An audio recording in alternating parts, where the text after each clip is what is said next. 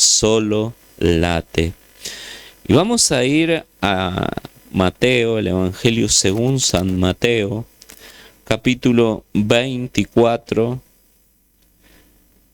versículo 1 en adelante, en la versión Reina Valera 1960. Mateo, Evangelio según San Mateo, capítulo 24,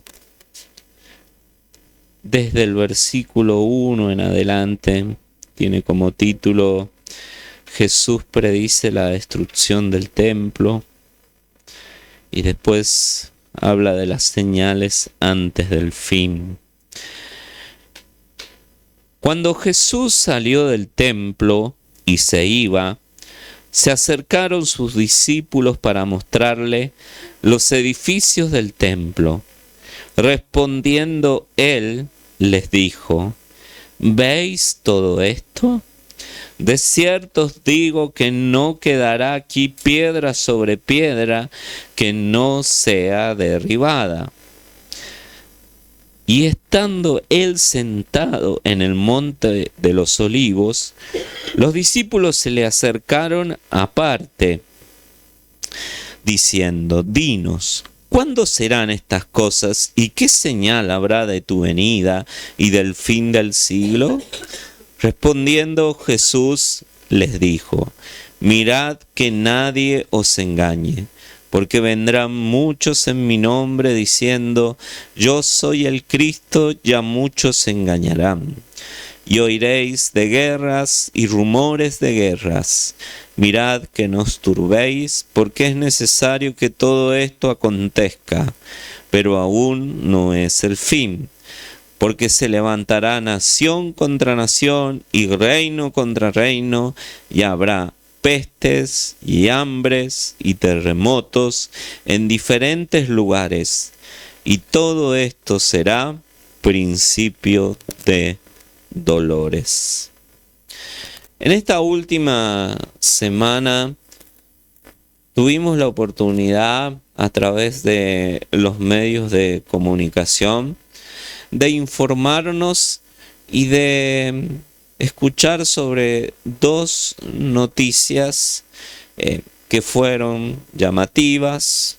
Una fue una noticia que al final causó la burla de muchos, y la segunda noticia fue una catástrofe en un país de América Latina. La primera noticia que escuchamos en esta semana fue la declaración, la visión, como le queramos llamar, de una vidente, de una influencer a través de las redes sociales, que expresó que en un partido del Mundial, precisamente en el partido Brasil-Escocia, en el minuto 80, aparecerían 3 naves, 3 ovnis, que serían naves alienígenas, extraterrestres, y que se produciría la abducción de jugadores de Brasil, de jugadores de Escocia, y también de parte del público que estaría observando el partido en ese momento. Llegó ese minuto 80, ese minuto tan esperado por muchos, por la curiosidad, por lo que se había expresado, pero finalmente eso no sucedió. Sin embargo, eso deja un precedente, deja una marca. Y en qué pude ver que esto no fue casualidad, que no fue una persona que enloqueció y salió y dijo algo de esa manera, sino que fue algo que se dijo para preparar al mundo entero, a una sociedad entera, para algo que verdaderamente sucederá. Y que no será precisamente lo que se relató. Y lo que me hizo ver que eso no fue dicho porque sí, sino que hubo detrás una influencia espiritual, es el testimonio de un locutor de radio que después de terminado el partido, escuché a ese locutor decir, y bueno, dice, pasó el partido, no hubo ningún tipo de abducción, no se llevaron a nadie, bueno, para algunos será un motivo gracioso, pero dijo lo siguiente el locutor, pero bueno, sabemos que en algún momento sucederá. No sucedió, pero sabemos que en algún momento esto pasará.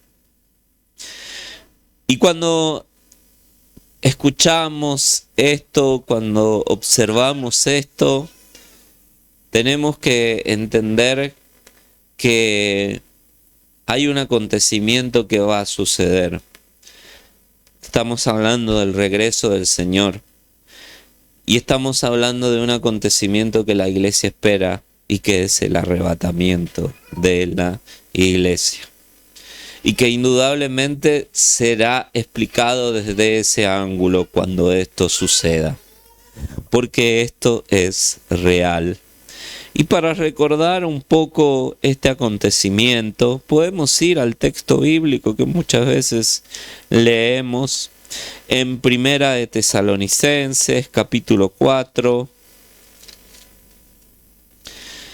versículo 13 en adelante. Primera de Tesalonicenses, capítulo 4, versículo 13 en adelante. Y la palabra del Señor dice, la venida del Señor. Tampoco queremos, hermanos, que ignoréis acerca de los que duermen, para que no os entristezcáis como los otros que no tienen esperanza. Porque si creemos que Jesús murió y resucitó, así también traerá Dios con Jesús a los que durmieron en él. Por lo cual os decimos esto en palabra del Señor, que nosotros que vivimos, que habremos quedado hasta la venida del Señor, no precederemos a los que durmieron. Porque el Señor mismo, con voz de mando, con voz de arcángel y con trompeta de Dios, descenderá del cielo, y los muertos en Cristo resucitarán primero. Luego nosotros, los que vivimos, los que hayamos quedado, seremos arrebatados juntamente con ellos en las nubes para recibir al Señor en el aire, y así estaremos siempre con el Señor. Por tanto, alentaos los unos a los otros con estas palabras. El apóstol Pablo, en la primera carta escrita a la iglesia en Tesalónica, nos describe este acontecimiento que sí sucederá y que se dará en un abrir y cerrar de ojos, y es el arrebatamiento de la iglesia, donde los sepulcros de aquellos que hayan muerto en Cristo se van a abrir, van a resucitar, y los que estén vivos en ese momento que nosotros esperamos vivir de esa manera, seremos arrebatados, seremos quitados con violencia de este mundo, y así estaremos siempre con el Señor. Y recibiremos al Señor allí en el aire, dice la palabra de Dios. En el segundo cielo, allí nos encontraremos con Cristo e iremos a nuestra morada celestial. Esto no será una abducción como la que se habla, sino que millones de personas desaparecerán en todo el mundo. Aviones perderán sus pilotos, caerán, autos chocarán porque sus conductores desaparecerán. Las mujeres embarazadas quedarán automáticamente sin embarazo, porque esos bebés también serán arrebatados, y será un caos mundial el cual se vivirá. Pero como les decía al comienzo, ¿qué pasa? Que la sociedad influenciada por Satanás necesita darle una explicación a eso. Y que esa explicación no tenga que ver con la Biblia, no tenga que ver con la palabra de Dios, porque sería darle la razón a alguien al cual este mundo rechaza, odia, aborrece con toda su fuerza, que es el mismo Señor Jesucristo. Entonces, esto entra dentro de lo que hemos leído al comienzo cuando habla del engaño, de muchos que vendrán en nombre del Señor diciendo: yo soy el Cristo, yo soy el ungido, yo soy la ungida. Esta mujer no fue nombrada como una persona en principio una influencer, sino que fue nombrada como vidente. Recibió el nombre de vidente. Y cuando observamos en la Biblia, los profetas de Dios del Antiguo Testamento eran llamados por el mundo vidente.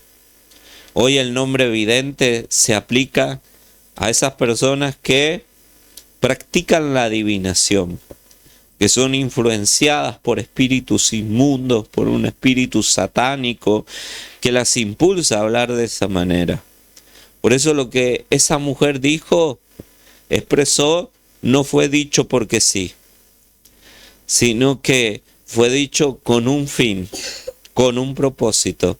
Y ese propósito es preparar a la sociedad para que crea el día que la iglesia sea arrebatada por el Señor, que esto fue un arrebato alienígena, que fueron naves que vinieron y todo lo que escuchábamos.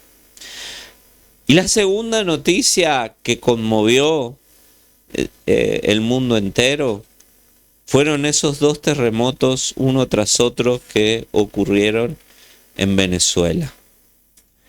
Un terremoto de 7.1, si no me equivoco, y después un segundo terremoto de 7.5, y estos 2 movimientos sísmicos provocaron la caída de edificios, la muerte de cientos de personas. Aún todavía se están buscando personas bajo los escombros.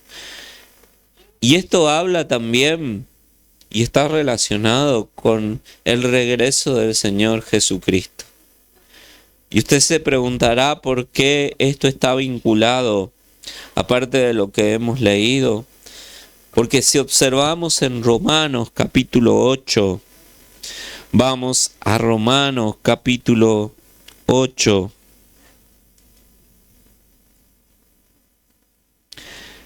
Versículo 21 en adelante. Romanos capítulo 8, versículo 21 en adelante. Dice la palabra de Dios: porque la creación misma será libertada de la esclavitud de corrupción a la libertad gloriosa de los hijos de Dios. Porque sabemos que toda la creación gime a una, y a una está con dolores de parto hasta ahora. Y no solo ella, sino que también nosotros mismos, que tenemos las primicias del Espíritu, nosotros también gemimos dentro de nosotros mismos, esperando la adopción, la redención de nuestro cuerpo. Dice la palabra de Dios que la creación misma gime a una, esperando el día de su redención. Y parte de los gemidos que la creación emite son estos terremotos, estos movimientos que se producen en la tierra. La creación está gimiendo, la creación está clamando porque la creación también espera la redención, espera su restauración. Aún la creación misma espera con más ansias la restauración que muchos de los creyentes, que hoy en día no les interesa saber absolutamente nada sobre Dios, sobre el Señor, aun cuando están viendo todos estos acontecimientos. Pero esto sucederá y estamos allí experimentando esos dolores de parto, esos principios de dolores. Y cuando los dolores de parto comienzan, no se detienen, sino que van en aumento cada vez más. Los terremotos son señales del último tiempo. Sí, aclarar que Dios nos permite ver en su misericordia señales, pero quiero aclarar que el arrebatamiento de la iglesia no depende de ninguna señal. Puede ocurrir en cualquier momento. Puede ocurrir de repente, como la Biblia dice. He aquí yo vengo pronto, la palabra pronto significa de repente. En un abrir y cerrar de ojos, personas en el mundo entero desaparecerán. Y la tierra gime, la creación gime.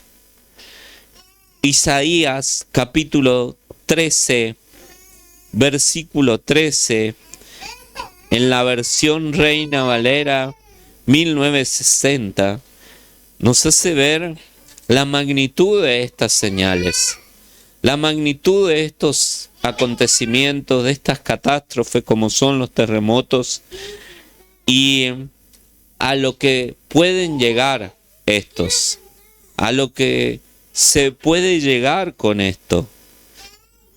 Isaías 13:13 dice lo siguiente: porque haré estremecer los cielos, y la tierra se moverá de su lugar, en la indignación de Jehová de los ejércitos, y en el día del ardor de su ira. Esto está hablando que estos acontecimientos, estos terremotos, pueden llegar como han causado ya a mover el mismo eje de la tierra. Y de hecho está comprobado científicamente por estudios, por ejemplo, que el terremoto que sucedió en Chile en el año 2010, aquel 27 de febrero, causó un movimiento, un pequeño movimiento en el eje de la tierra. A partir de la fuerza, a partir de la magnitud de ese acontecimiento.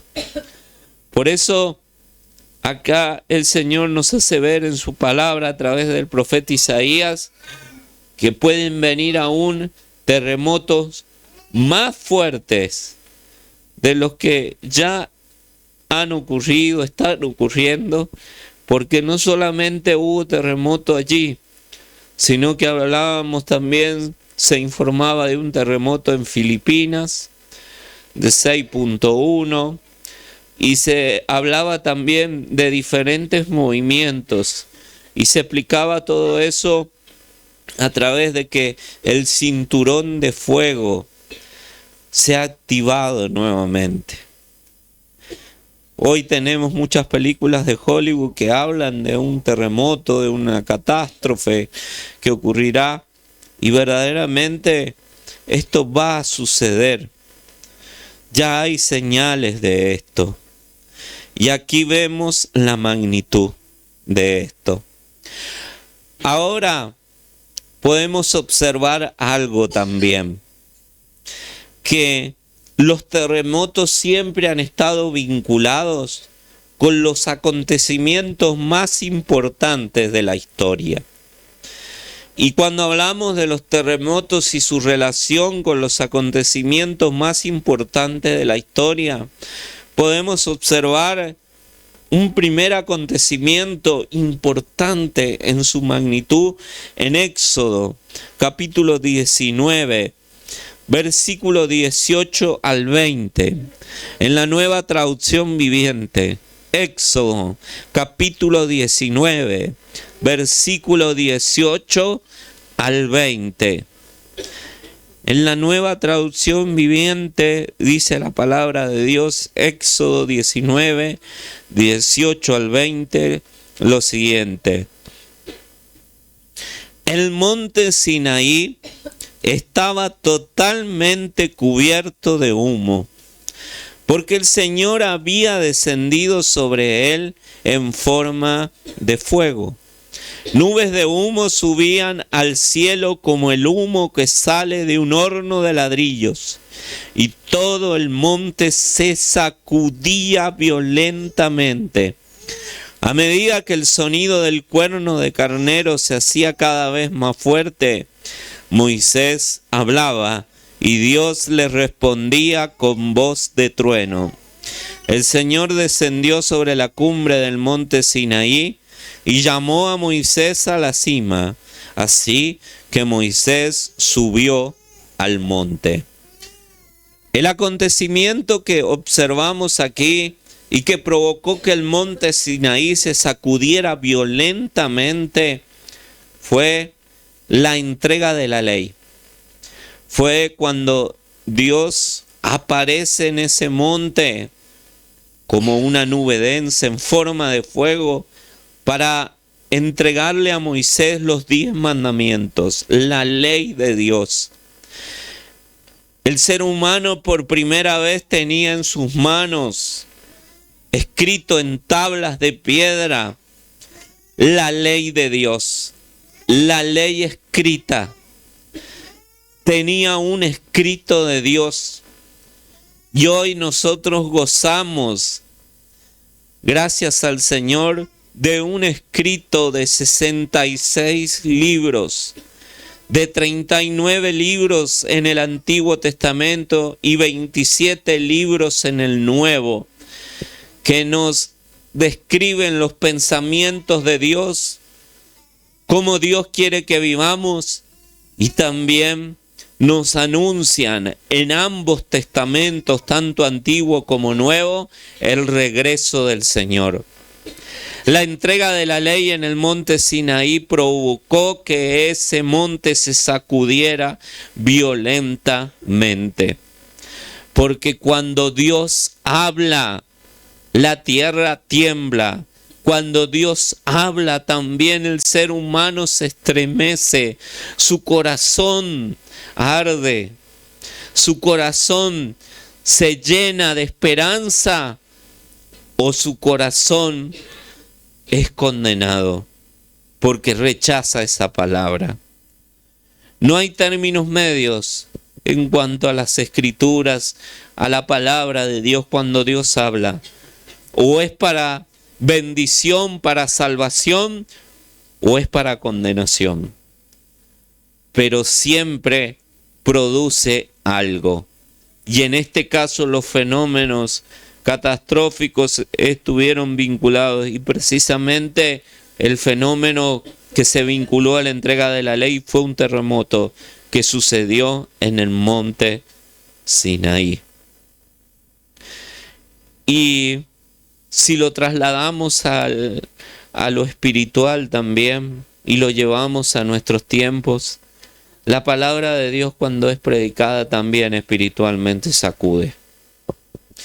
La palabra de Dios cuando viene de parte del Señor, cuando sale de la misma boca de Dios, no vuelve vacía. Es una palabra que ablanda el corazón del ser humano o lo endurece. Es una palabra que estremece iglesias enteras, que estremece la vida de creyentes. Y si es algo que me llamó la atención al estar estudiando, leyendo sobre este tema, es que lo que el mundo llama la Tierra Santa, que es la nación de Israel, es una tierra sísmica.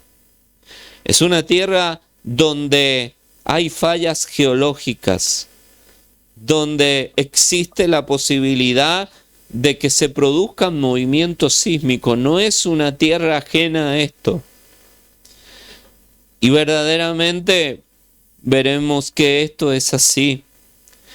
Y también vemos y observamos que la iglesia del último tiempo, es una iglesia también que va a experimentar y que experimenta ya sacudones, movimientos espirituales. Por eso existe tanto caos en el cristianismo también hoy en día. Por eso surgen tantos falsos profetas, tantos falsos maestros, porque la iglesia se sacude. Cuando Dios habla, Dios expone a esos falsos maestros, falsos profetas, y también Dios deja bien en claro quiénes le pertenecen a Él, quiénes son suyos.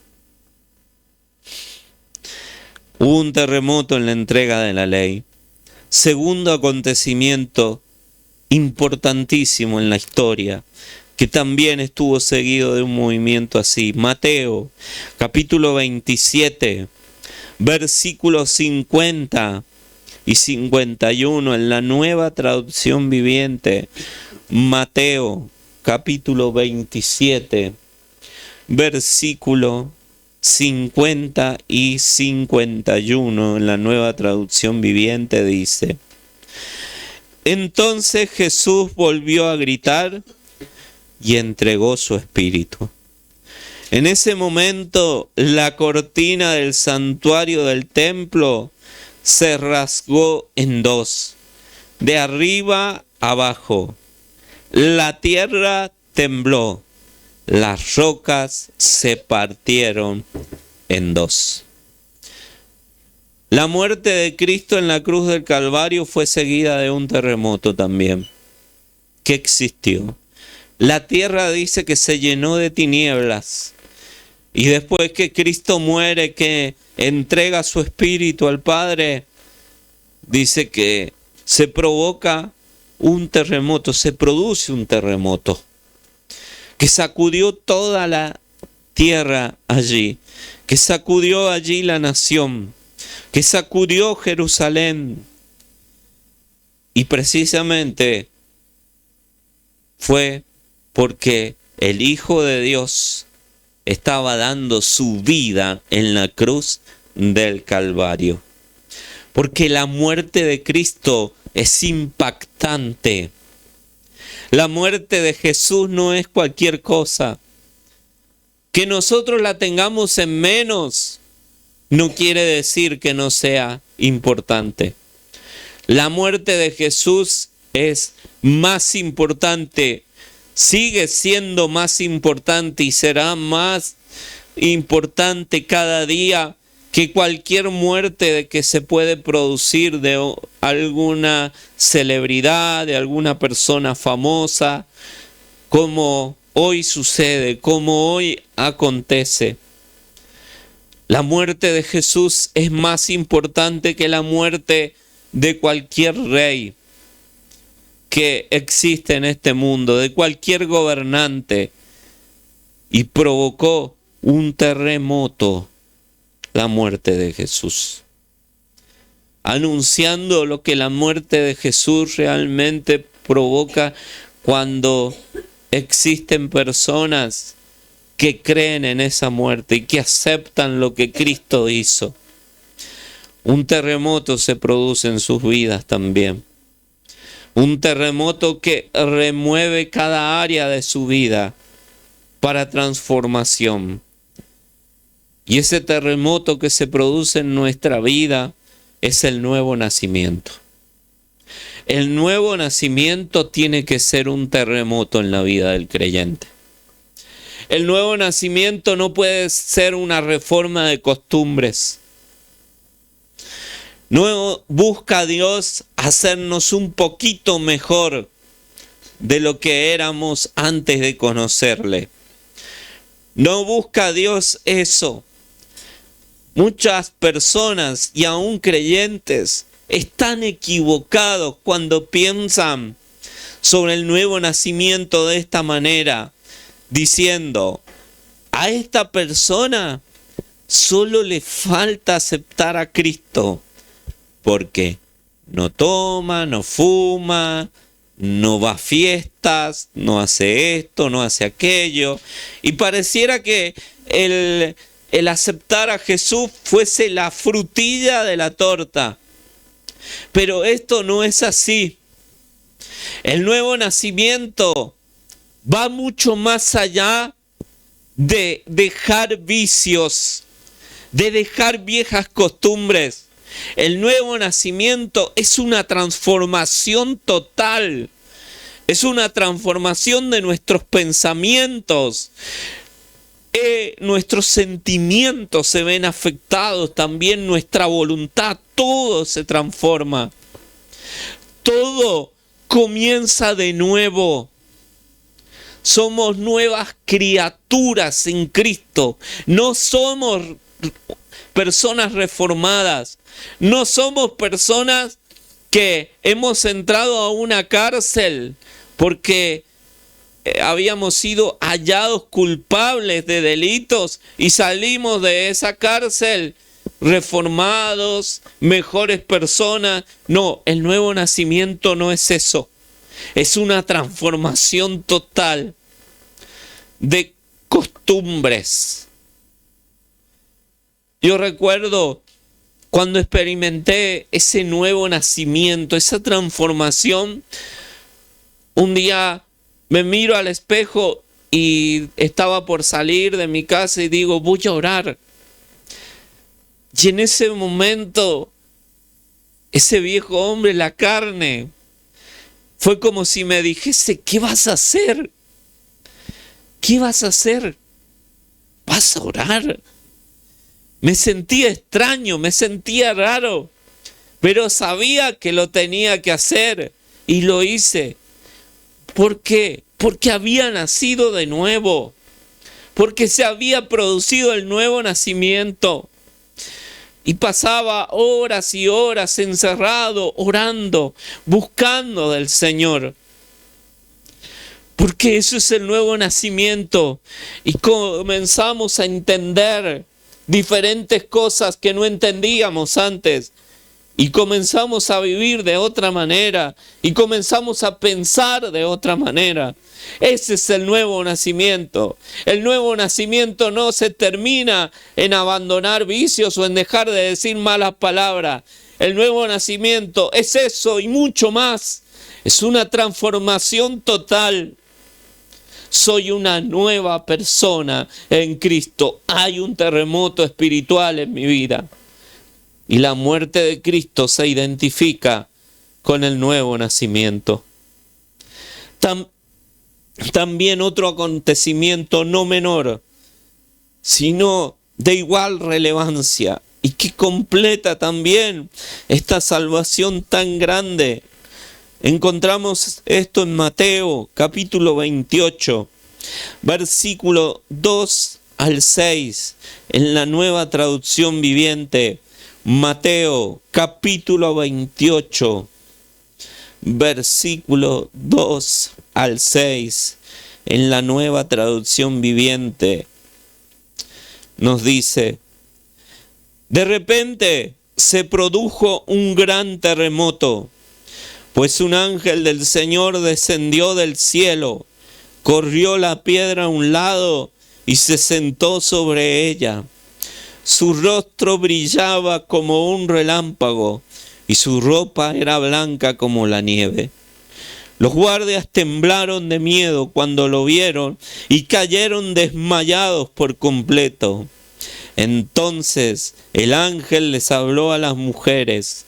No teman, dijo, sé que buscan a Jesús, el que fue crucificado. No está aquí, ha resucitado, tal como dijo que sucedería.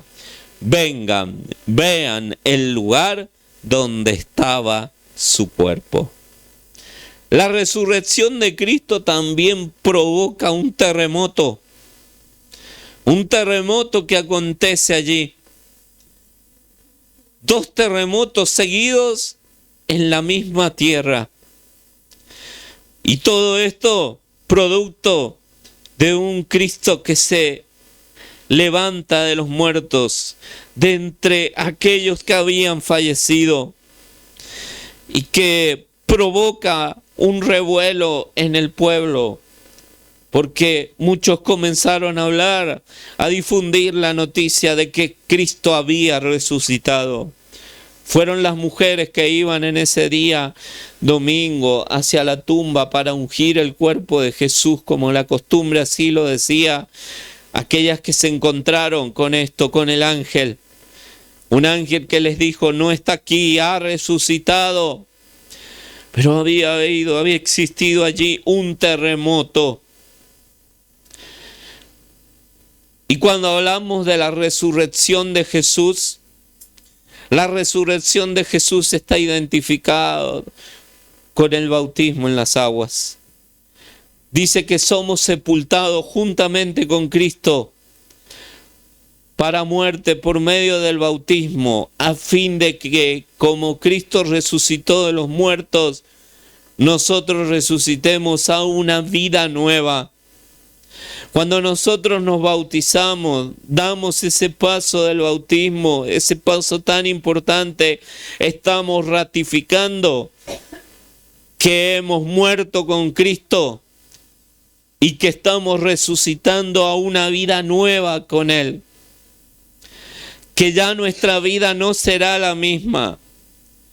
Y el bautismo en las aguas también provoca un terremoto espiritual en nuestra vida, y que precisamente influye en los que están a nuestro alrededor también. Hay creyentes que cuando han dado el paso del bautismo han sido expulsados de sus hogares, han sido declarados fanáticos, han sido menospreciados porque dieron ese paso, porque se identificaron con la muerte y resurrección de Jesús y también se identificaron con la iglesia de Cristo. Porque el bautismo en las aguas es la puerta de entrada a la iglesia, a ser miembros del cuerpo de Cristo. Y esto provoca un sacudón. Esto estremece también. El mundo espiritual se estremece cuando esto sucede. Jesús mismo demostró esto cuando apareció ante Juan el Bautista y él pidió que Juan lo bautizara cuando Juan se negaba a ser bautizado por Jesús. Cuando Juan pedía ser bautizado por Jesús. Pero Jesús dijo: es necesario que cumplamos toda justicia. Y Juan tuvo que obedecer a Jesús y tuvo que bautizarlo. Y dice que cuando Jesús fue bautizado, el Espíritu Santo descendió en forma de paloma. Hubo una voz que dijo: este es mi Hijo amado, en quien tengo complacencia. A Él. Después vendría esa voz que se completaría en la transfiguración diciendo: a Él oíd. Se sacudió el mundo espiritual cuando Jesús se bautizó, como se sacude la vida de un creyente espiritualmente cuando es bautizado en las aguas. No es cualquier cosa el bautismo en las aguas, no es algo simbólico, es algo espiritual. Es un hecho espiritual, un acontecimiento espiritual. Y por eso es que la muerte, resurrección, están vinculados con estos movimientos. Y también creemos que el arrebatamiento de la iglesia producirá un terremoto. Apocalipsis capítulo 3, versículo 10, en la versión Reina Valera 1995. Apocalipsis capítulo 3, versículo 10. En la versión Reina Valera 1995 dice la palabra del Señor, es el mensaje del Señor a la iglesia ubicada en la ciudad de Filadelfia, una ciudad de Asia Menor de ese tiempo. Dice: por cuanto has guardado la palabra de mi paciencia, yo también te guardaré de la hora de la prueba que ha de venir sobre el mundo entero, para probar a los que habitan sobre la tierra. Precisamente los que han escuchado, han conocido la historia de esta ciudad era una ciudad sísmica también. Filadelfia fue una ciudad que en un momento fue destruida por un terremoto, por un gran terremoto, y reconstruida posteriormente. Ellos sabían lo que era la hora de la prueba para ellos. Y la hora de la prueba para ellos se identificó con esa catástrofe. Y el Señor prometió que iban a ser guardados de la hora de la prueba. Y este término que acá encontramos como guardado en el original habla de ser sacado de allí. Esta iglesia se identifica con la iglesia que será arrebatada. Por tanto, no es loco pensar que habrá un terremoto, porque cuando hablamos de la resurrección de Cristo, no solamente Cristo resucita en ese momento, sino que los muertos en Cristo, algunos muertos en Cristo, allí resucitan también, dice la palabra de Dios, y se les aparecieron a muchos. Entonces, el arrebatamiento estará marcado también por un acontecimiento así, por un terremoto, a escala mundial. Y puede ser que ese terremoto que se anuncia, que se habla por este tema del cinturón de fuego que en un momento se producirá, tenga que ver con esto, con el arrebatamiento de la iglesia, ese terremoto. Pero de algo debemos estar convencidos: no pasará desapercibido. Será caótico para el mundo. Para el creyente será ver su esperanza realizada. Nada más importará, solamente estar con Jesús. Ahora también sabemos que después que la iglesia sea arrebatada, vendrán 7 años de tribulación a este mundo, que finalizarán con el descenso de Cristo, pero ya no a los aires para encontrarse con la iglesia, sino con el descenso de Cristo de forma visible, corporal, a la tierra. Zacarías capítulo 14, versículo 1 al 5, en la versión Reina Valera 1960. Zacarías capítulo 14, versículo 1 al 5 nos dice: He aquí el día de Jehová viene, y en medio de ti serán repartidos tus despojos. Porque yo reuniré a todas las naciones para combatir contra Jerusalén, y la ciudad será tomada, y serán saqueadas las casas y violadas las mujeres, y la mitad de la ciudad irá en cautiverio, mas el resto del pueblo no será cortado de la ciudad. Después saldrá Jehová y peleará con aquellas naciones, como peleó en el día de la batalla. Y se afirmarán sus pies en aquel día sobre el monte de los olivos, que está enfrente de Jerusalén al oriente. Y el monte de los olivos se partirá por en medio, hacia el oriente y hacia el occidente, haciendo un valle muy grande, y la mitad del monte se apartará hacia el norte y la otra mitad hacia el sur. y huiréis al valle de los montes, porque el valle de los montes llegará hasta Sal. Huiréis de la manera que huisteis por causa del terremoto en los días de Usías, rey de Judá. Y vendrá Jehová mi Dios, y con él todos los santos. En el arrebatamiento, Cristo viene por los santos, desciende a los aires. Pero en esa aparición ya para venir a la tierra visible, en esa segunda venida de Cristo propiamente dicha, Él viene con los santos. Y dice que descenderá en el monte de los olivos. En aquel monte donde Jesús habló de las señales de su venida. En aquel monte donde Jesús precisamente anuncia de los terremotos. Cuando Jesús descienda a ese monte, se producirá un terremoto que partirá el monte en dos.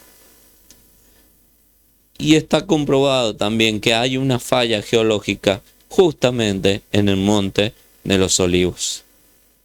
Preparada esa falla para el día que Jesús ponga sus pies en ese monte.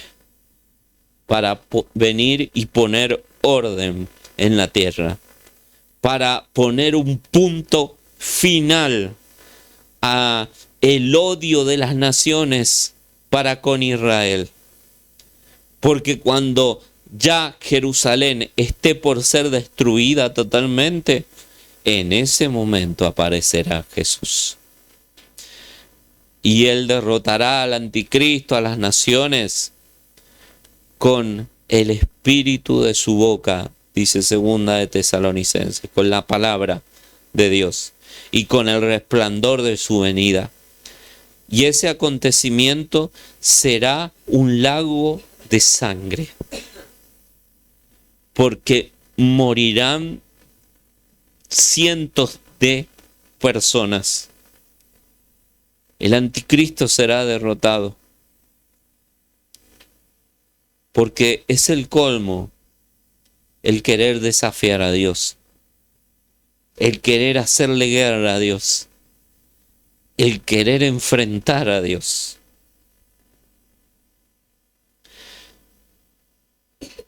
¿Cómo está nuestra vida? ¿Cuánto le hacemos frente a Dios?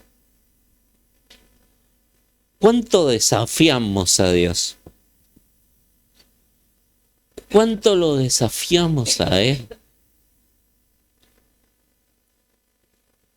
Porque muchos dicen, no, yo creo en Dios, yo no lo desafío, yo no soy enemigo de Dios.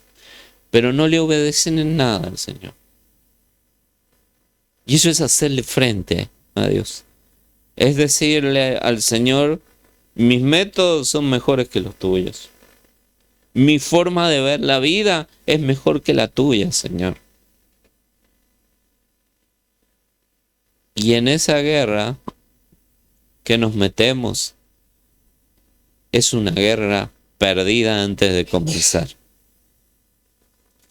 Que puede ser que al final, al principio pareciera que todo sale bien. Pero al final no será así. Una cosa que he resaltado en algún momento y resalto en este. Cuando le damos la espalda a Dios,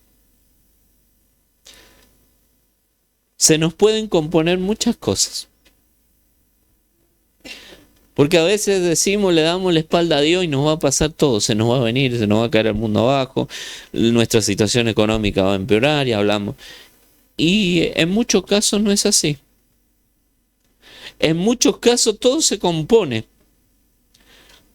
Conozco mucha gente que ha dejado al Señor, que ha abandonado la sana doctrina, que todavía se hace llamar creyente, cristiana, y que se le han compuesto las cosas aparentemente, en apariencia.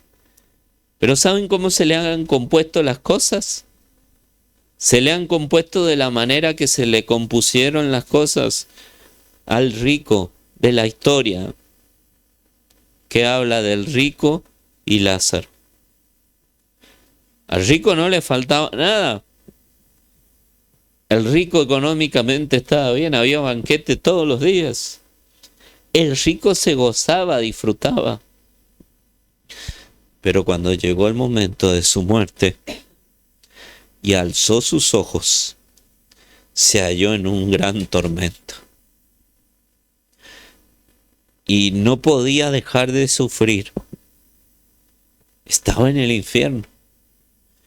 Y pedía a gritos que Lázaro viniese de ese lugar donde él estaba siendo consolado y le mojara aunque sea la punta de su lengua.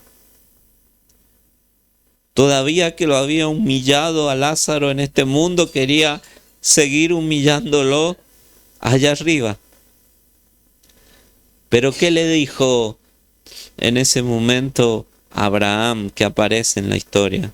No, hijo, acuérdate que mientras estabas en vida, en la tierra, recibiste tus bienes. Recibiste todo. Y Lázaro recibió males. Pero ahora Lázaro es consolado y tú estás sufriendo.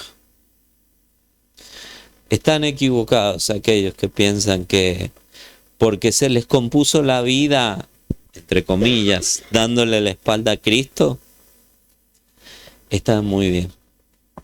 Y que no nos confunda eso. Que nuestros ojos no se confundan. Porque un día, si no se arrepienten y se vuelven a Jesús, alzarán sus ojos en el mismo lugar que los alzó el rico. Y no habrá consuelo para ellos. El Señor Jesucristo fue claro en esto. De cierto os digo que si no se arrepienten, van a perecer igualmente. Eso es lo que sucede. Porque para el mundo, los creyentes que son asesinados en esos lugares donde el evangelio está censurado, para algunos ellos son fracasados, mueren decapitados, humillados. Pero cuando eso sucede y ellos alzan sus ojos, al primero que ven es a Jesús. Al primero que ven es al Señor. Y se deben encontrar con una sonrisa de parte de Jesús, con los brazos abiertos de parte de Jesús,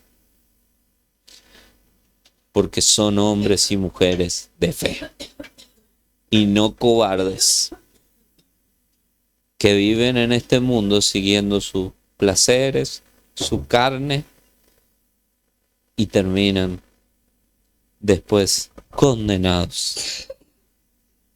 Porque la única manera de ser libres de la condenación es estar en Cristo.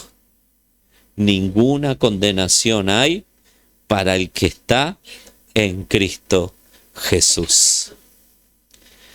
Por eso, y volviendo a esto, un terremoto producirá un caos cuando Cristo ponga sus pies allí en el monte de los olivos.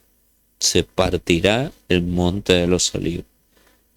Para que nos demos una idea de lo que la presencia de Jesús representa. Y que es independientemente de lo que el mundo considere sobre Jesús. El mundo puede opinar muchas cosas sobre Jesús. Puede hasta crear su propio Jesús. Pero Jesús hay uno solo. Y es el Jesús que describe las Escrituras.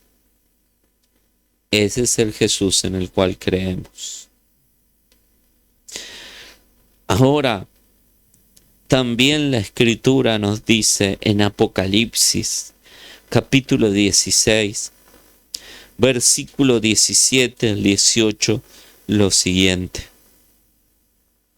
Apocalipsis capítulo 16, versículo 17 al 18, en la versión Reina Valera 1960. El séptimo ángel derramó su copa por el aire, y salió una gran voz del templo del cielo, del trono, diciendo: hecho está. Entonces hubo relámpagos y voces y truenos, y un gran temblor de tierra, un terremoto tan grande cual no lo hubo jamás desde que los hombres han estado sobre la tierra. Este es el último de los juicios de Dios. El libro de Apocalipsis nos habla de diferentes juicios. Nos hablan de 7 sellos en primer lugar, que son los primeros 7 juicios de Dios. Nos habla después de 7 trompetas, que son otros juicios de Dios también. Y finalmente nos habla de 7 copas de la ira, que son los últimos juicios de Dios durante la gran tribulación. Y el último, la séptima copa de la ira, será un terremoto el cual nunca lo ha habido sobre este mundo. Será el terremoto más grande sobre esta tierra. El terremoto más grande que todo ser humano ha visto ocurrirá durante la gran tribulación y será el último juicio de Dios. Por eso aún queda mucho. Pero para la iglesia cada vez menos. Porque Cristo viene. Porque dice la Biblia que no hemos sido puestos para ira, sino para alcanzar salvación. Porque la Escritura dice que debemos esperar de los cielos a Jesucristo, el cual resucitó de los muertos, quien nos libra de la ira venidera. Porque el Antiguo Testamento también nos dice: anda, pueblo mío, cierra tus aposentos, entra en ellos, pon cerrojos, escóndete un poquito hasta que haya pasado mi indignación. Seremos llamados a escondernos con el Señor, a estar con el Señor, mientras en este mundo se desarrollen los juicios más grandes. Recuerdo un rabino convertido al cristianismo, un rabino que cree en Jesús, y que le preguntaron en su momento, cuando se estaba desarrollando la pandemia. La pandemia, le preguntaron, ¿es un juicio de Dios? Y su opinión fue la siguiente: yo creo que no, porque si observamos lo que fueron las plagas en Egipto y la destrucción que esto causó y que vino de parte de Dios, si observamos los juicios que encontramos en el libro de Apocalipsis, tanto lo que hablábamos de los sellos, trompetas y copas de la ira, tenemos que decir que esta pandemia no es un juicio de Dios.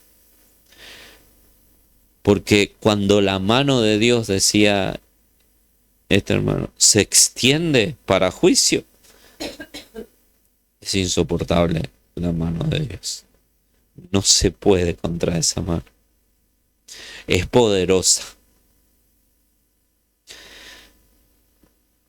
Entonces, cuando vemos las Escrituras, vemos los juicios de Dios, vemos que cuando Dios extiende su mano, es para verdaderamente que se note.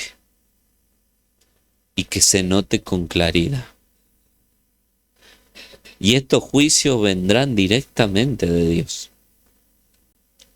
No es que esto se va a producir por algo que pasó en la tierra, por el deterioro de ella, por solamente, por el cambio climático. No, serán juicios de Dios directos sobre los seres humanos, sobre los que los rechazaron. Y no es que vendrán estos juicios y esos que los rechazaron se van a arrepentir. La Biblia habla, por ejemplo, de la plaga de úlceras que habrá en esa gran tribulación, y dice que los hombres cuando experimentaban esa plaga, dice, no es que se arrepentían, sino que maldecían a Dios con más fuerza. Como escuchaba un predicador, y es bíblico esto, en el infierno no está la gente solamente lamentándose. Dice que hay un grupo que se lamenta, pero también hay muchos más que lo que están haciendo en ese lugar de tormento es maldecir a Dios con más fuerza. Ahora, cuando hablamos de catástrofes naturales y relacionándolo con la opinión del rabino, tenemos que decir que no todos los terremotos son causados por Dios. Primer libro de Reyes, capítulo 19, versículo 11,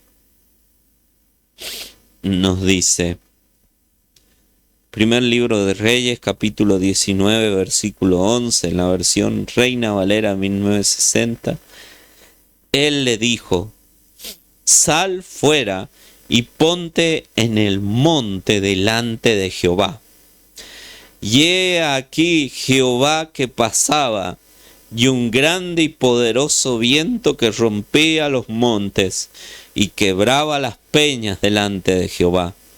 Pero Jehová no estaba en el viento, y tras el viento un terremoto, pero Jehová no estaba en el terremoto. Esto fue lo que le aconteció a Elías. Hubo catástrofes grandes que Dios le muestra a Elías, y entre ellas estaba el terremoto, pero dice que Jehová no estaba en el terremoto. Porque también hay otra realidad. El Señor, cuando el ser humano cayó en el huerto del Edén, le dijo, maldita será la tierra por tu causa. Y también muchos de los terremotos que se han producido no tienen que ver directamente con juicios de Dios, sino con experimentos del hombre. Experimentos nucleares que realizan y que terminan causando movimientos sísmicos. Vemos guerras, vemos que se arrojan misiles, vemos que...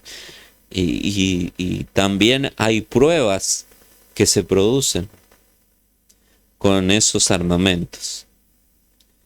Y eso también termina causando un deterioro en la tierra. Y eso también causa que se estremezca la tierra. Pero esto entra dentro de eso, de lo que Dios dijo, maldita será la tierra por tu causa. Porque el hombre tiene ese instinto del hombre caído de destrucción. Y destruye y destruye. Siempre recuerdo hace unos años atrás donde se habló de un experimento que se llamaba la máquina de Dios.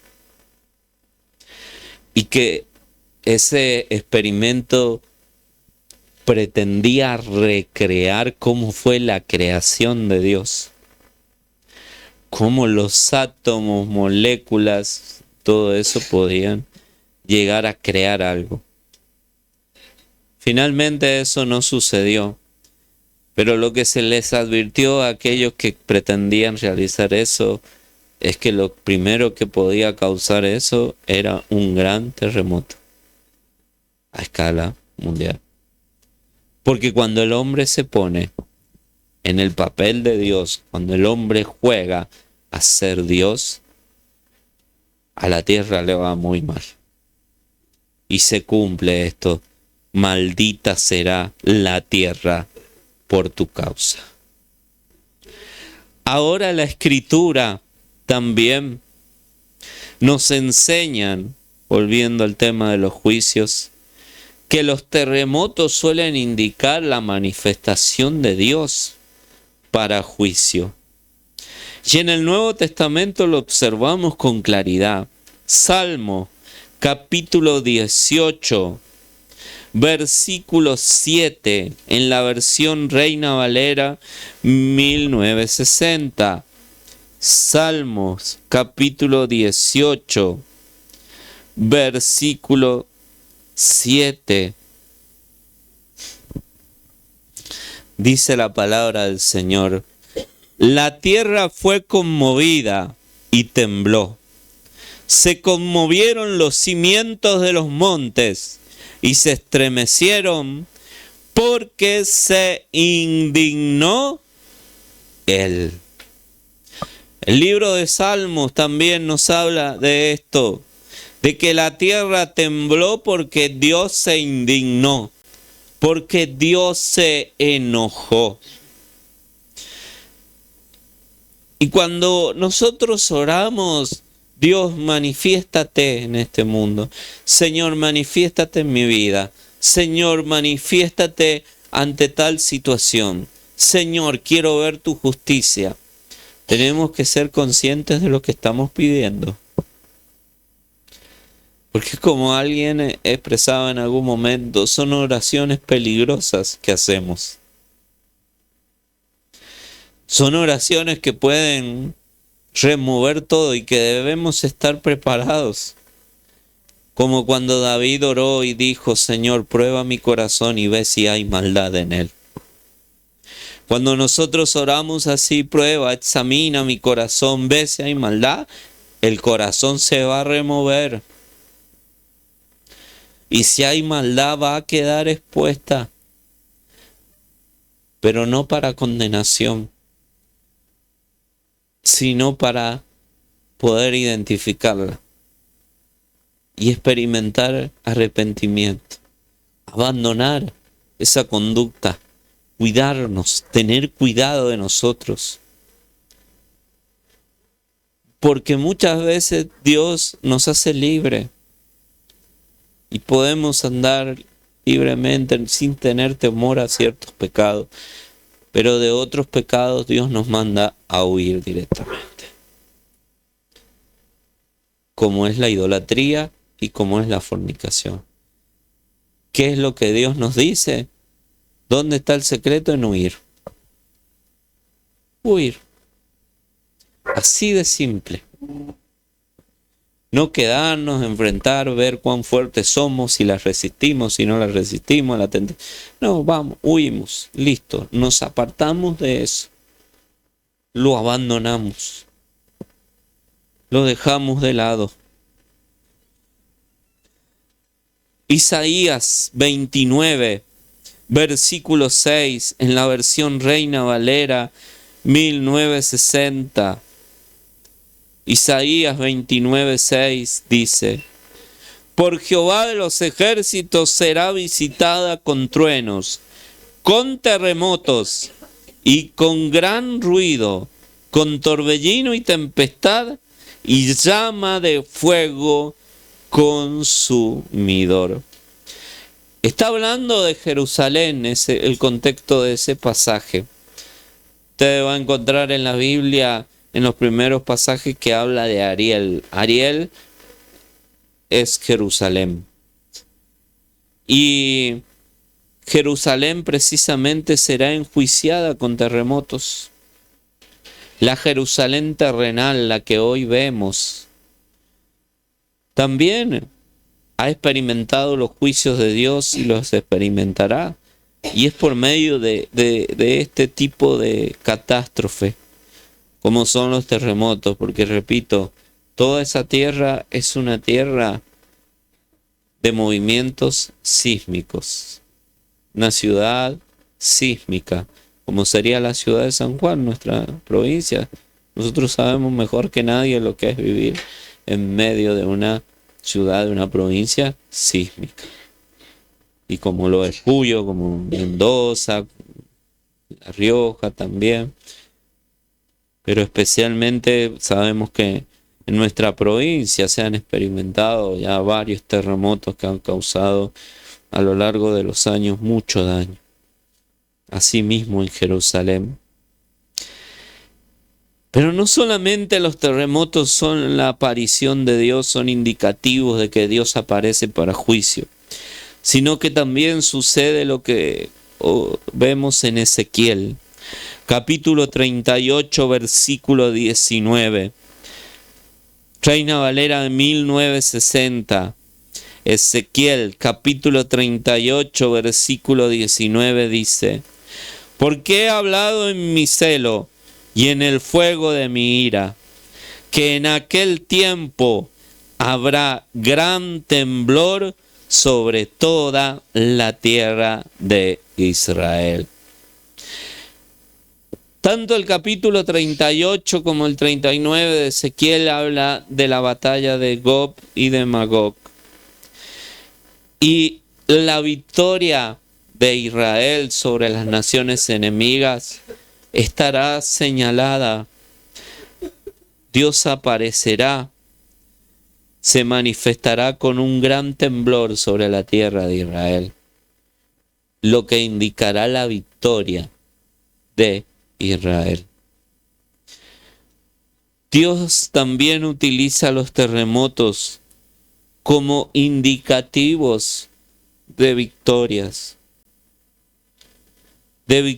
sobre los enemigos. Hemos hablado de la aparición de Jesús sobre el monte de los olivos, el terremoto. Eso será indicativo de la victoria de un pueblo sobre los enemigos. No solamente es para juicio, también lo que leemos en Ageo, capítulo 2, versículo 6 al 9. Y acá vemos lo que también un terremoto puede mostrarnos. Ageo 2, 6 al 9 dice: porque así dice Jehová de los ejércitos: de aquí a poco yo haré temblar los cielos y la tierra, el mar y la tierra seca, y haré temblar a todas las naciones, y vendrá el deseado de todas las naciones, y llenaré de gloria a esta casa, ha dicho Jehová de los ejércitos. Mía es la plata y mío es el oro, dice Jehová de los ejércitos. La gloria postrera de esta casa será mayor que la primera, ha dicho Jehová de los ejércitos. Y daré paz en este lugar, dice Jehová de los ejércitos. Ese estremecimiento, terremoto, del cual habla el profeta Ageo, no es para juicio, sino para mostrar la gloria de Dios y el regreso del Señor. Porque habla de que la casa de Dios se llenaría de su gloria. Y recuerdo cuando sucedió, por ejemplo, me comentaron de ese terremoto en Chile del 2010, un pastor de allí comentó que cuando sucedió el terremoto, después de lo que pasó, la gente se volcó hacia los templos, llenaba los templos. Los cultos de las iglesias estaban repletos, producto de lo que había sucedido. La gente se entregaba a Cristo en ese momento. Dios permitió una catástrofe así porque Él quería mostrar su gloria indudablemente. Porque quería también que las personas conocieran o recordaran que Cristo regresa, que Cristo vuelve. Y también el Señor permite que nuestras vidas sean sacudidas para que nos volvamos sinceramente a Él. para que sepamos que Él es lo primero en nuestra vida y que no hay reemplazo. Jesús no puede ser reemplazado. Jesús es irreemplazable. No hay manera de reemplazarlo. Ni siquiera la apariencia de una vida religiosa reemplaza a Jesús. Ni siquiera la cantidad de años en el Evangelio, por más grande que sea esa cantidad, reemplaza a Jesús. Ni siquiera aparecer en la nómina como miembro de la iglesia reemplaza a Jesús. Jesús es irreemplazable y Jesús debe ocupar el primer lugar en nuestra vida.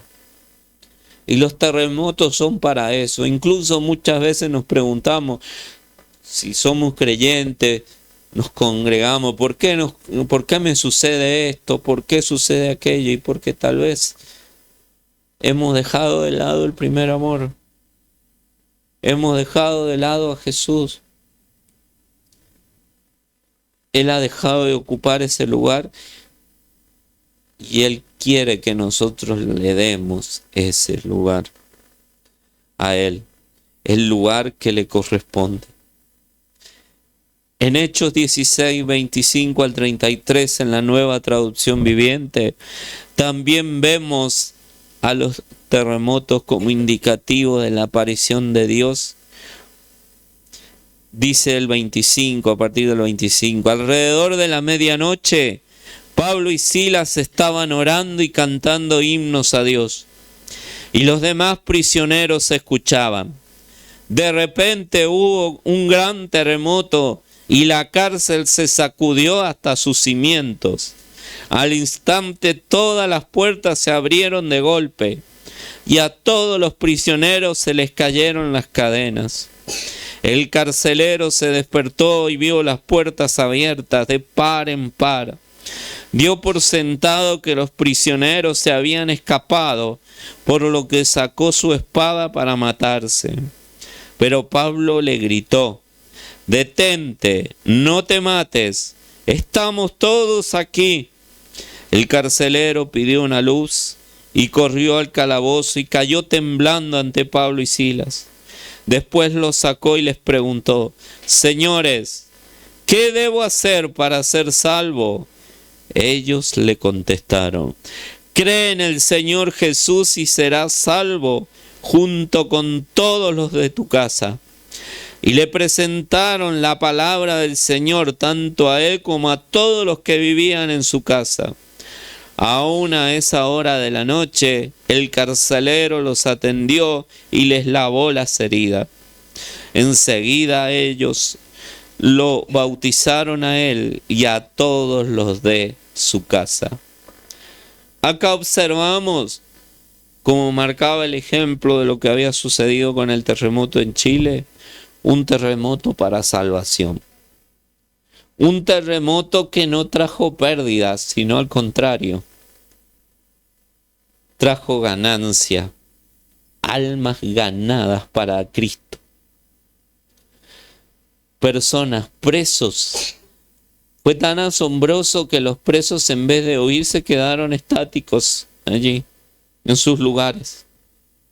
Y cuando el carcelero estaba por matarse, creyendo que todos habían escapado, les dijo: «No te hagas ningún daño, todavía estamos aquí estamos todos».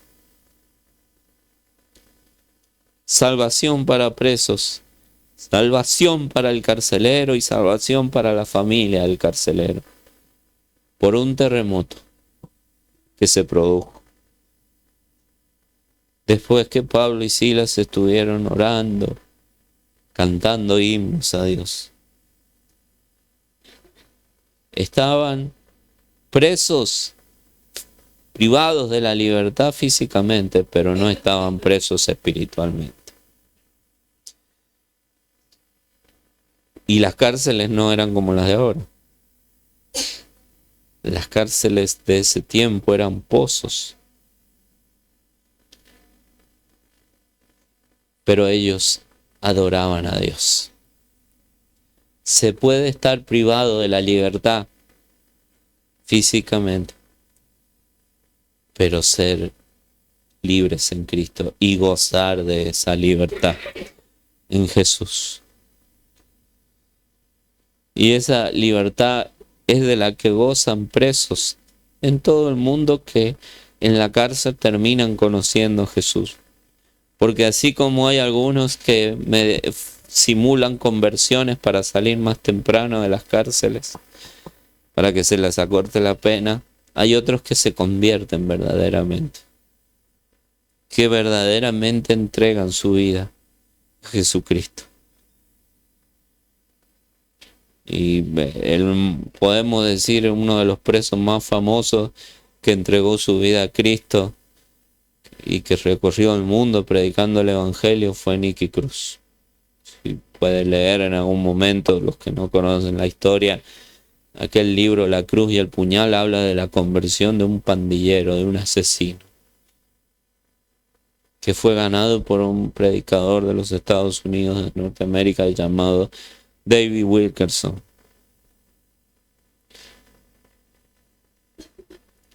Ellos asesinaron con su pandilla, asesinaron a una persona que estaba tenía una discapacidad, ¿no? Si no me equivoco, era una persona que no podía caminar, lo asesinaron.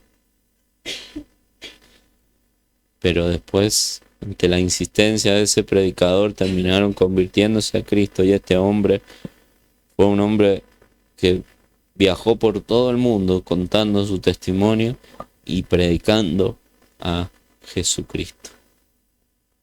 Y recuerdo haber presenciado una de las campañas en el año 2005, vino acá a San Juan y hubo campaña evangelística allí en el parque. Y él allí, este hombre contaba su testimonio y cómo había entregado su vida a Cristo. Se puede estar privado de la libertad físicamente, pero gozar de la libertad en Cristo. Pablo fue privado de la libertad injustamente. Él murió como un preso. Por eso yo a veces no puedo entender cómo personas temen por su reputación y que se hable de ellos como ladrones, como asesinos, u otro tipo de calificativos que se pueden emitir hacia una persona. No resisten eso. Y yo sé que es difícil, pero es parte del cristianismo. Y también debemos aprender a gozarnos en eso. Porque la iglesia no siempre es señalada por el mundo como ejemplo, al contrario. El mundo odia a la iglesia.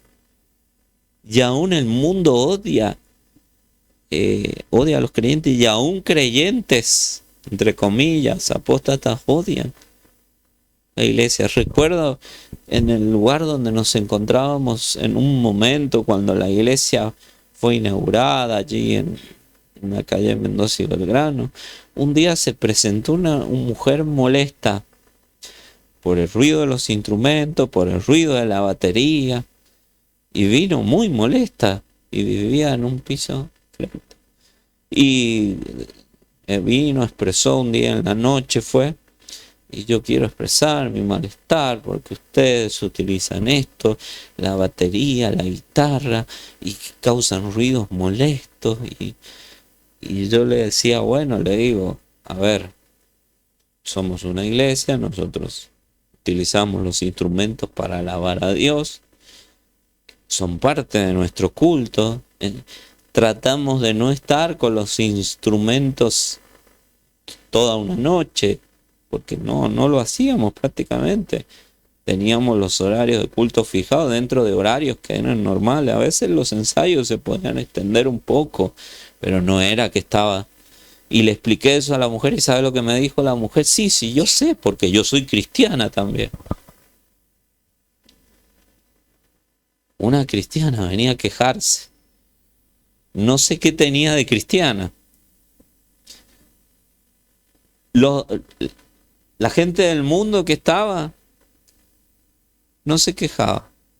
El dueño que tenía hasta su estudio jurídico al lado no se quejaba. Se quejó una cristiana. ¡Qué vergüenza! Le digo, usted, bueno, entonces, ¿por qué usted viene a quejarse de eso? Y dice ser cristiana. Entonces, escuchar eso, esto nos habla de que aún la iglesia es señalada muchas veces como la iglesia de donde van los tales, donde se juntan los ladrones, donde se juntan los murmuradores, donde se juntan, y hay mucha gente que a veces no quiere asistir, y en un tiempo no quiso asistir a esta iglesia y esperó que se tranquilizara porque se hablaba muy mal de la iglesia, y se hablaba de la iglesia de los ladrones. Claro, cuando se bajó ya no se hablaba tanto de eso y aparecieron. ¿Sabe cómo se llama eso? Y que después lo demostraron con el tiempo, porque ante cualquier comentario que se podía hacer se volvían locos. Eso se llama cobardía. Se llama cobardía. Y obviamente la iglesia antes era señalada como los locos. La iglesia también evangélica es señalada por muchos como una secta. Y así fue señalada la iglesia en su tiempo cuando el evangelio comenzó acá y empezó a ganar almas y las iglesias católicas comenzaron a vaciarse. ¿Qué es lo que dijeron los católicos? Son una secta. Entonces durante el tiempo, a lo largo del tiempo, a lo largo que el tiempo pasa, la iglesia va a ser señalada cada vez más fuerte con calificativos más agresivos de parte del mundo, de parte de la iglesia apóstata, pero a nosotros eso no nos debe importar. A nosotros lo que nos importa es lo que Dios opina de nosotros. Y nosotros lo que buscamos es agradar a Dios. Es agradarle a Él. La iglesia busca agradar a Cristo, no al mundo. No predicamos para agradar al mundo ni a los apóstoles. Predicamos para agradar a Cristo, para hacer lo que Cristo quiere con nosotros. Y yo lo he expresado muchas veces. El día que yo predique para agradarle a usted, para agradar al mundo, se terminó mi ministerio. Es así de simple. Hasta el fin de nuestros días predicamos, enseñamos para agradarle a Él, para agradarle a Jesús. Y si podemos de esa manera agradarle al mundo, ganar a personas del mundo, llevar a que otros se arrepienten, gloria a Dios. Pero la motivación nunca se cambia, no se negocia, es agradar a Jesús. También, ya llegando al final, leemos los últimos textos en Apocalipsis 8, 3 al 5, Apocalipsis 8, capítulo 3 al 5, dice en la Nueva Traducción Viviente: Entonces vino otro ángel con un recipiente de oro para quemar incienso, y se paró ante el altar. Se le dio una gran cantidad de incienso para mezclarlo con las oraciones del pueblo de Dios, como una ofrenda sobre el altar de oro delante del trono. El humo del incienso mezclado con las oraciones del pueblo santo de Dios subió hasta la presencia de Dios desde el altar donde el ángel lo había derramado. Entonces el ángel llenó el recipiente para quemar incienso con fuego del altar y lo lanzó sobre la tierra. Y hubo truenos con gran estruendo, relámpagos y un gran terremoto. Las oraciones que subían delante de Dios tuvieron como respuesta fuego sobre la tierra y un gran terremoto. ¿Qué es lo que Dios mostró? Su justicia. Estas oraciones eran oraciones de creyentes pidiendo justicia. Y llegó la respuesta de Dios. Dice que en el cielo se hizo silencio por media hora. Y allí vemos cuánto les interesa a Dios, cuánto le interesa al Señor, a la Trinidad Divina, nuestras oraciones. Les terminan interesando más que lo que a nosotros nos interesa, cuando nosotros somos los que emitimos las oraciones. Porque ese silencio hablaba de prestar atención, de escuchar. En el cielo se escucha. En el cielo la voz de Dios es primordial.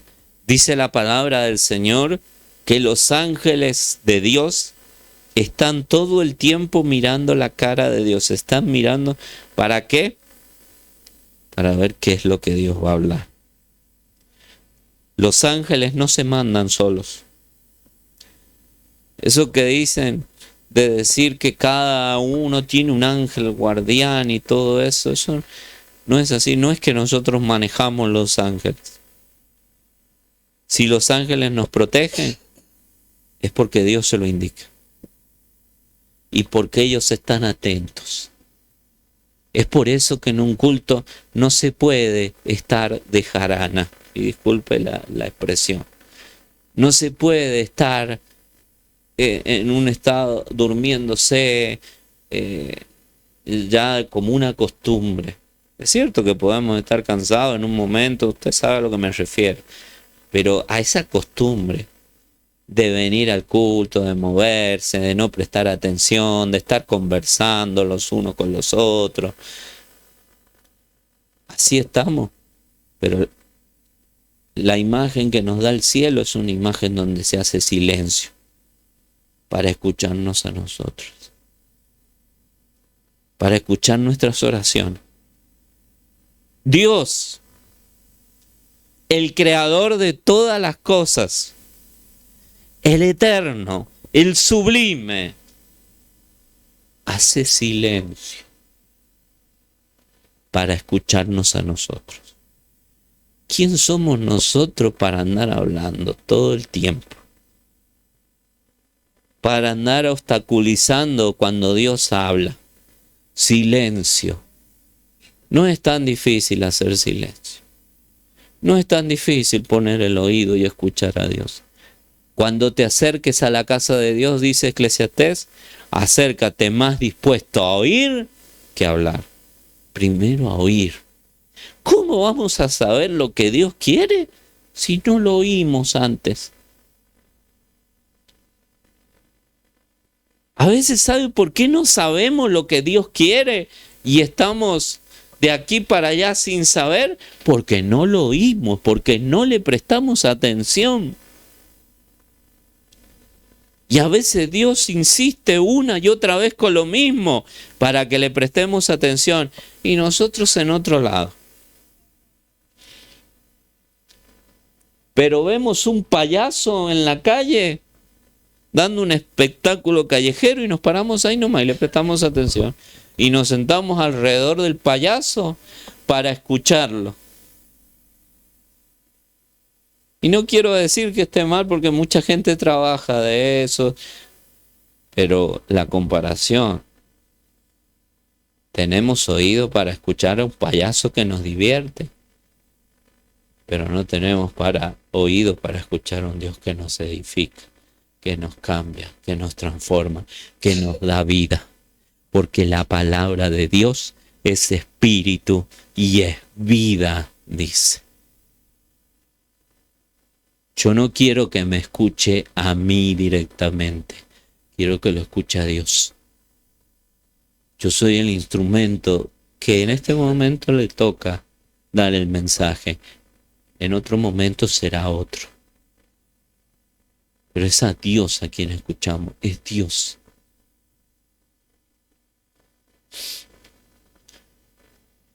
Y por último leemos en Hebreos capítulo 12, versículos 26 y 29.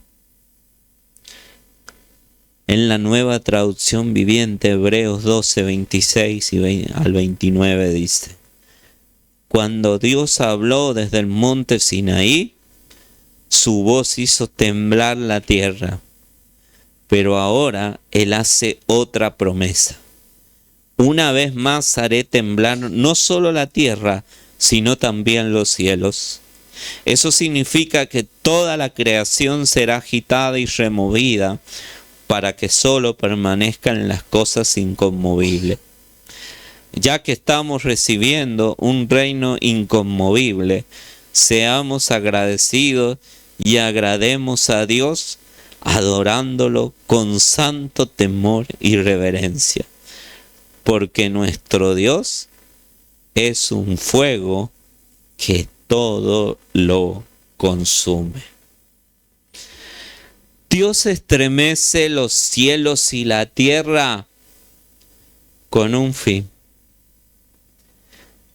Y es remover las cosas que son movibles para que queden las inconmovibles, para que quede lo importante.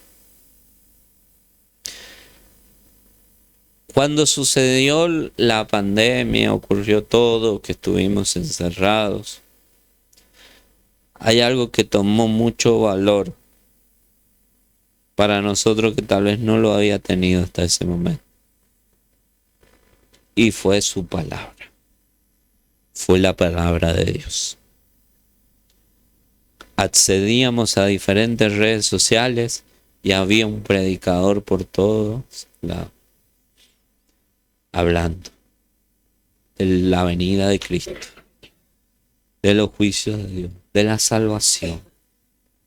Tomó valor. ¿Qué es lo que quedó?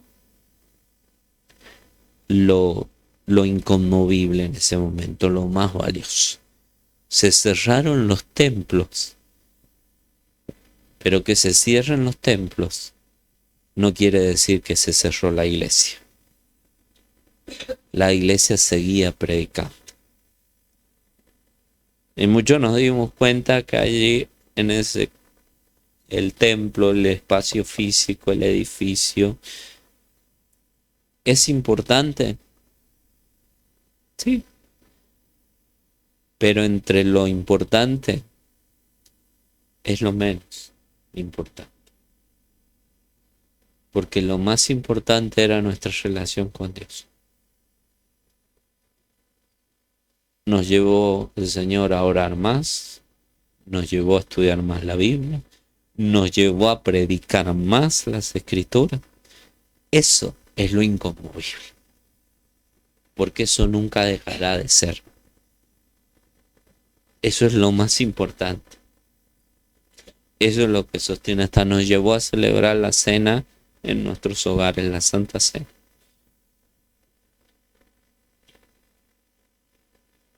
Todo eso es lo inconmovible. Dios permite que nuestra vida se estremezca, que el mundo se estremezca, para que le demos valor a lo que realmente tiene valor, a lo más valioso. Y lo más valioso que tenemos es nuestra relación con Dios.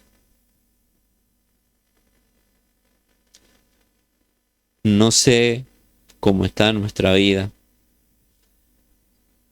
Hablo de manera personal, cómo estamos delante de Dios cada uno. Cada uno sabe cómo está delante de Dios. Pero sí debemos tener presente en este tiempo algo muy importante. Lo más importante no es en sí un terremoto. Lo más importante en sí no es el Mundial de Fútbol.